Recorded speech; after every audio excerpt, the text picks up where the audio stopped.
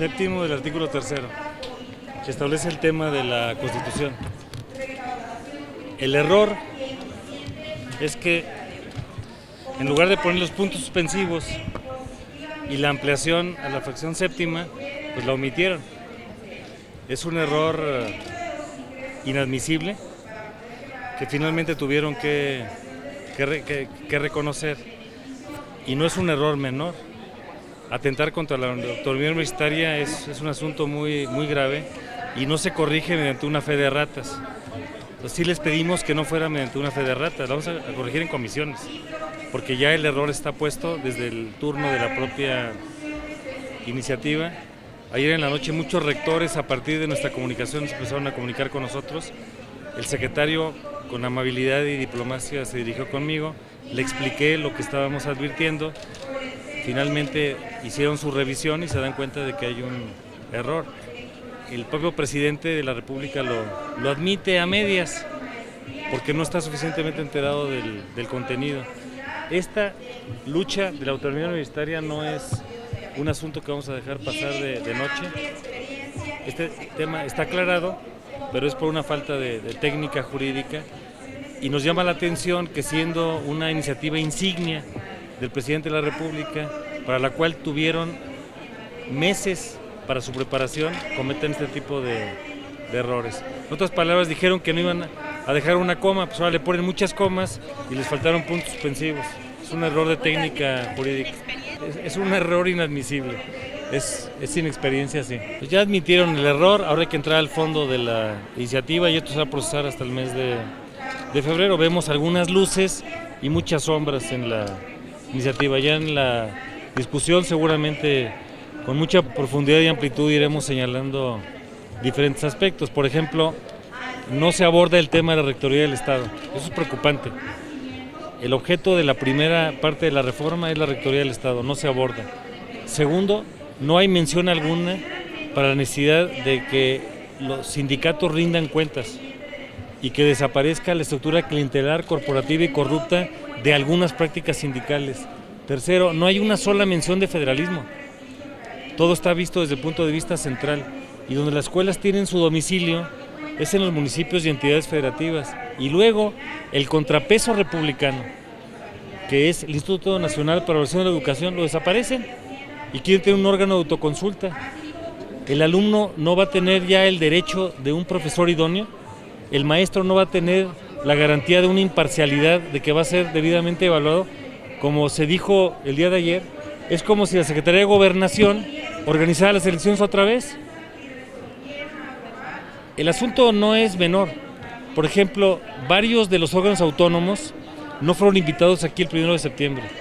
No invitaron al Instituto Nacional para la Evaluación de la Educación, tampoco al de Acceso a la Información, el INAI, ni los energéticos, ni tampoco al de telecomunicaciones. Hay una noción del presidente de la República de desmantelar los organismos autónomos porque le resultan incómodos.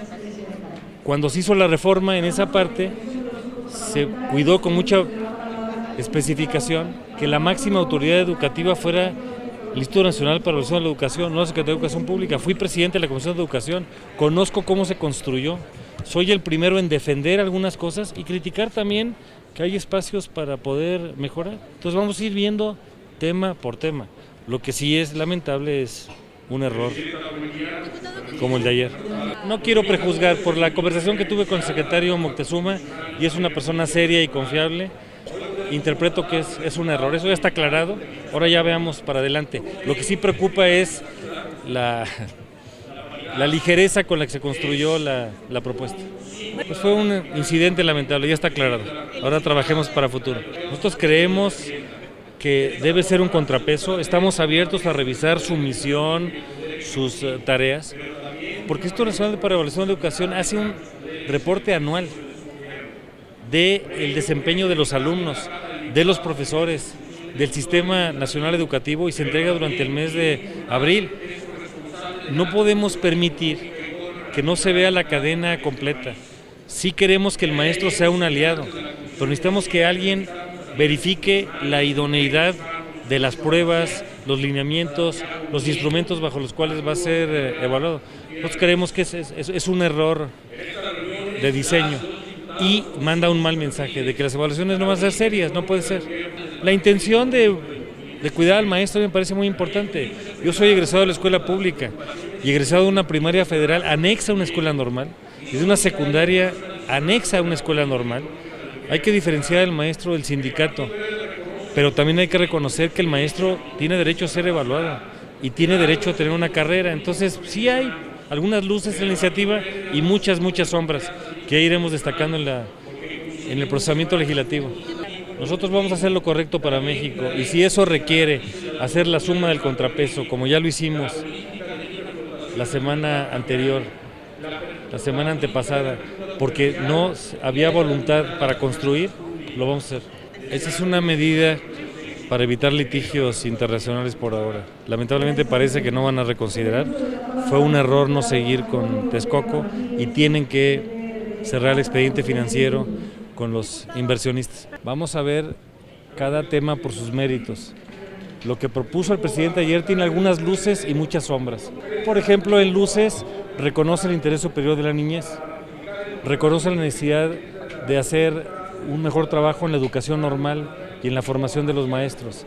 Reconoce que hay que tener una formación continua desde la formación inicial hasta tener la formación todo el tiempo de los maestros. Reconoce que hay diferencias regionales, en eso hay coincidencia, aunque entra demasiados detalles de carácter legislativo, pero ya los veremos en su momento. Sombras, muchas. Primero, no asume la Rectoría del Estado en materia educativa. Segundo, se corre el riesgo de entregar la educación pública a estructuras clientelares corruptas de algunas partes sindicales. Tercero, no tiene un gramo de federalismo, todo lo ve como una república central.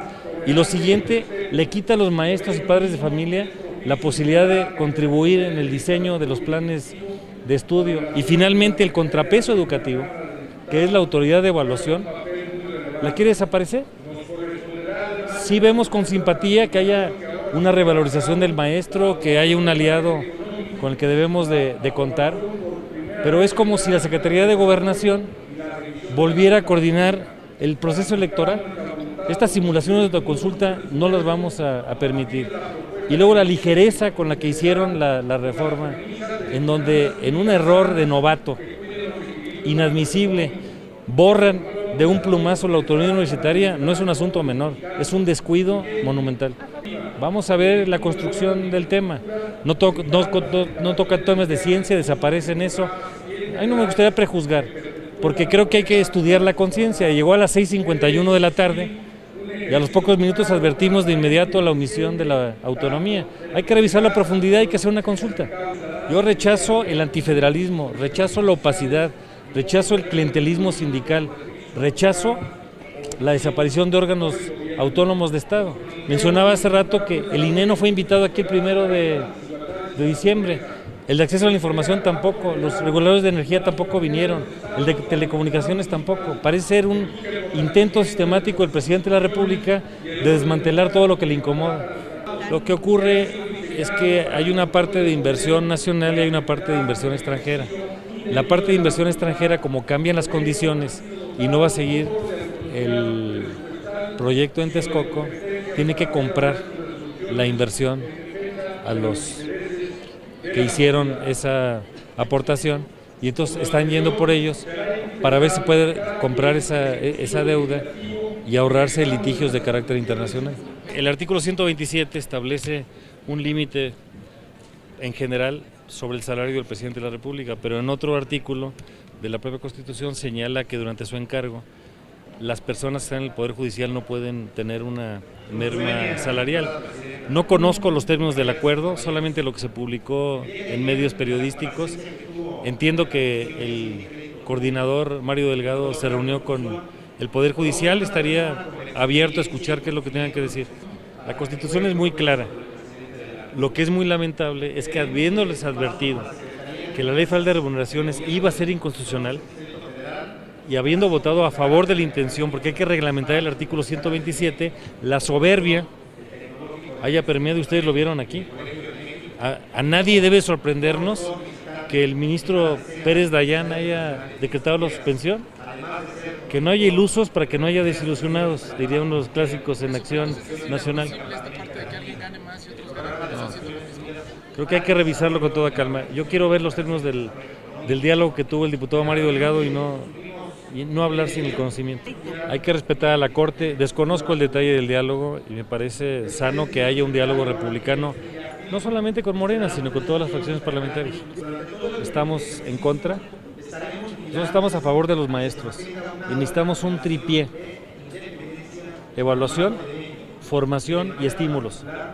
Lo que coincida con eso lo vamos a hacer, pero desmantelar un órgano de prestigio internacional porque les incomoda es inadmisible. Seguramente hay que revisar la estructura del Instituto Nacional para la Evaluación de la Educación, hay que ver su misión. Es que hay una serie de mitos. Por ejemplo, ¿el INE evalúa maestros? No. Quien evalúa al maestro es la autoridad educativa. ¿Quién diseña el instrumento? El INE. Hay instrumentos diferenciados, sí, hay más de 100 instrumentos diferenciados, no es uno solo. Se hace con mucha voluntad y con mucha capacidad técnica. El INE, por otro lado, hace un informe anual del estado de la situación educativa y la presenta al Congreso en ambas cámaras. Tiene una misión muy importante.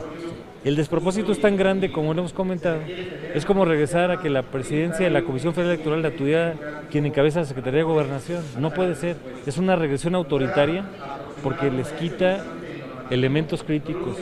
Nosotros no estamos de acuerdo con eso. Pues van a ir posiblemente, al Coneval no lo invitaron, por cierto, tampoco aquí a la toma de posesión. O sea, es una falta. Y yo lo pedí en la Junta de Coordinadores con el presidente de la mesa directiva. Advertí primero que los órganos autónomos no estaban invitados, solamente invitaron a 4, al INEGI, a Derechos Humanos, al Electoral y al Banco de México. También advertí que no habían invitado a los rectores. Solamente invitaron al señor rector de la UNAM y al director del Politécnico, no invitaron a las universidades públicas estatales. Por eso ayer, cuando vimos la omisión, nos preocuparon. Yo sí confío en la palabra de Esteban Moctezuma, pero ojalá que su jefe le haga caso. El problema es que su jefe no escucha. Gracias.